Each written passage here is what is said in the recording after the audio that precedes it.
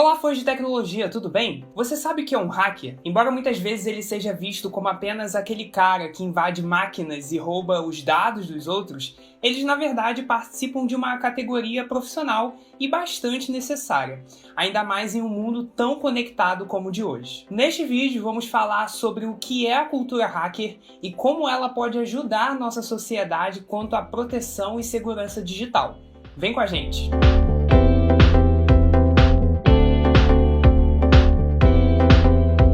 Nos últimos 2 anos, houve um aumento de 330% referentes a atividades de invasão de sistemas. Isso foi ocasionado pela adoção massificada do home office durante a pandemia. Diante desse número, a expectativa é que 83% do empresariado brasileiro invista mais em cibersegurança. Embora haja esse crescimento substancial da atividade hacker no país, é muito importante entendermos que nem todo hacker é mau. Aquela caracterização de alguém que se veste de preto e age às escondidas com o seu computador é coisa de ficção. Uma visão bem estereotipada de toda uma cultura com um código de condutas próprios. Dessa forma, existem hackers que com certeza são do bem e ainda oferecem seus serviços a quem precisar. Só fique de olho porque esses hackers podem estar bem atarefados. Para se ter uma ideia, o Brasil possui uma carência de quase 24 mil profissionais de tecnologia.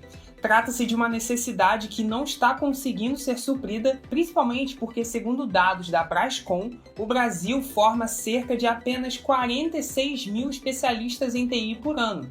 O número considerado ideal seria de 70 mil. Com isso, observando as oportunidades diante de uma demanda por cibersegurança, houve o surgimento de um mercado hacker, de consultores e profissionais que se voltaram para preencher essa lacuna, com empresas se especializando pela captação e direcionamento dos serviços que um hacker pode oferecer. Assim, é muito importante entender que um hacker nem sempre corresponde ao indivíduo que age pela internet cometendo crimes contra usuários desavisados. Olha, na verdade, eles são apenas uma categoria dentro de uma classificação que tem a ver com uma espécie de estilo de vida e código de conduta, com origem na contracultura da década de 60. A ideia do que é um hacker vem dos anos 60 e surgiu do grupo de amantes de tecnologia chamado Tech Model Railroad Club, do MIT.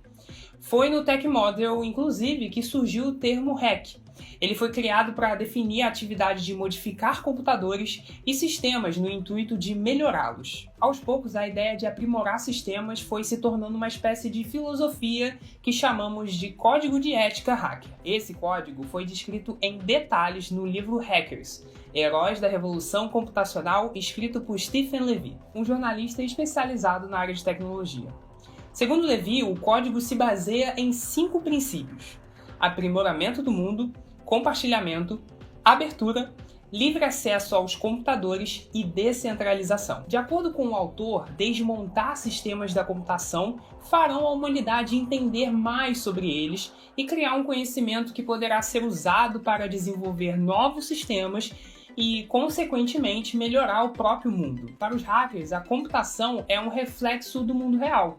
O mundo é um sistema que pode ser aprimorado do mesmo jeito que um computador, observando suas falhas e propondo soluções. Algo muito interessante do código é que todos os hackers precisam ser julgados pela sua própria capacidade independente do gênero, idade ou posição social. É por isso que hackers famosos como o Mafia Boy tiveram seus talentos mega reconhecidos. O Mafia Boy tinha apenas 15 anos quando derrubou os sites de vários dos principais veículos de comunicação do mundo, como CNN e Yahoo. O respeito que ele conseguiu foi simplesmente porque ele avisou na comunidade que iria fazer, foi lá e fez. Sobretudo, os hackers acreditam que tudo o que a humanidade produz é informação e que toda informação precisa ser livre, aberta e compartilhada, uma vez que é com essas ideias que também podem melhorar o mundo. O princípio da descentralização é baseado na crença de que as autoridades escondem a informação da sociedade. Tais autoridades podem ser governos ou grandes empresas que monopolizam a informação e a tecnologia. Apesar de defender ideias acolhedoras e positivas, há bastante ambiguidade no código de ética hacker.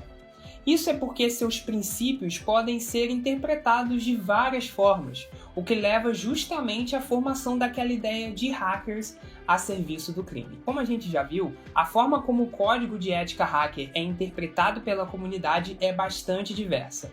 Isso faz com que eles sejam categorizados em definições que variam de acordo com a sua forma de atuação. O hack que corresponde à visão negativa, invadindo sistemas vulneráveis através de informações sigilosas e que promovem a desordem na internet, é chamado de Black Hat Hacker. Você se lembra do preceito da descentralização? Pois é, a justificativa utilizada pelos Black Hats para invadir sistemas de uma forma criminosa se sustenta justamente nesse mandamento.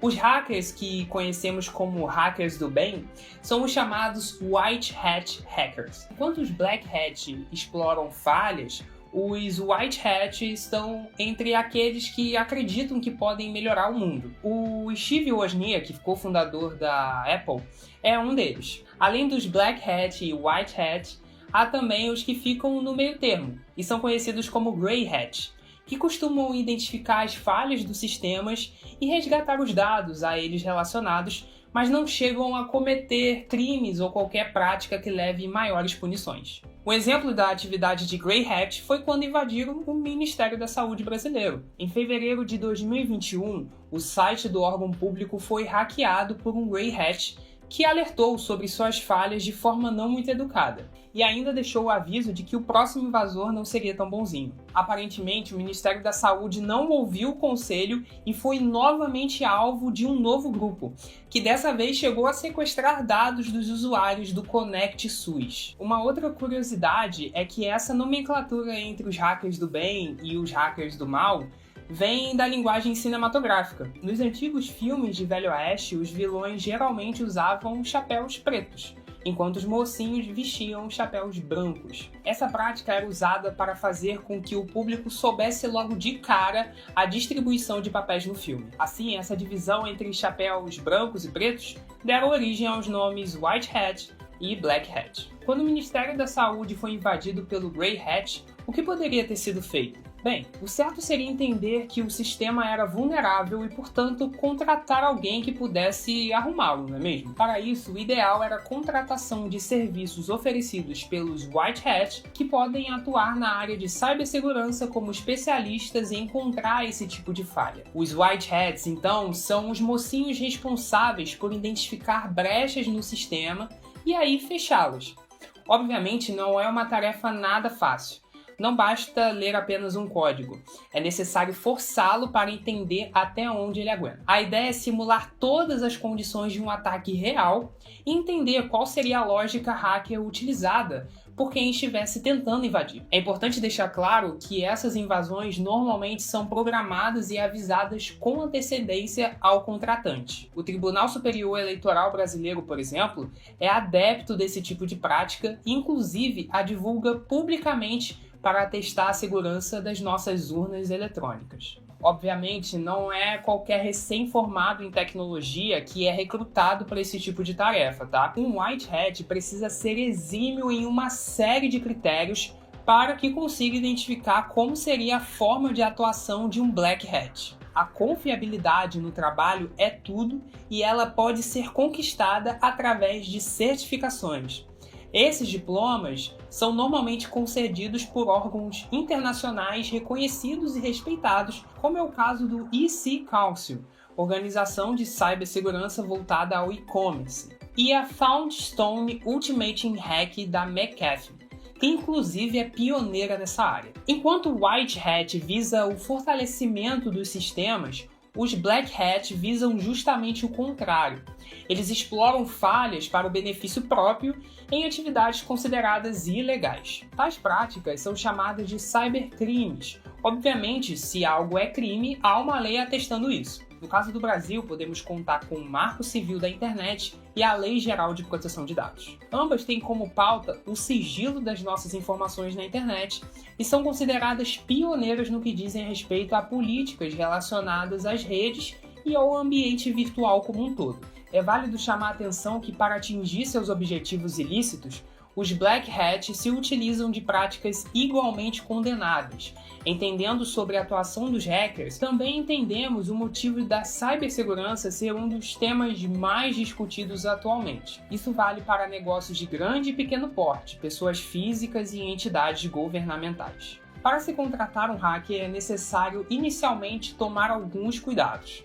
Afinal, não podemos confiar nossa cibersegurança para qualquer um, não é mesmo? Se você acha que sua empresa está vulnerável ou mesmo já tem suspeita de que há alguma coisa errada com ela, por conta de travamentos, lentidão, arquivos sumindo ou algo do tipo, talvez seja uma boa ideia ir atrás de alguém que possa fazer um diagnóstico. Uma busca simples por sites de serviços pela rede pode facilitar bastante tal prática. Um deles, por exemplo, é o GetNinjas, portal que tem como objetivo realizar a conexão entre prestadores de serviço e aqueles que os precisam. Também é possível encontrar esses profissionais diretamente nos centros de formação. Por exemplo, o Brasil conta com Hack Flag Academy, uma plataforma especializada cuja missão é desenvolver os profissionais na área de cibersegurança. Eles mesmos disponibilizam os serviços dos próprios alunos para aqueles que precisarem. Há também firmas especializadas em cibersegurança como a Intera e a Saftec. Como se tratam de especialistas, elas também podem sugerir as melhores ações e serviços conforme as necessidades da empresa.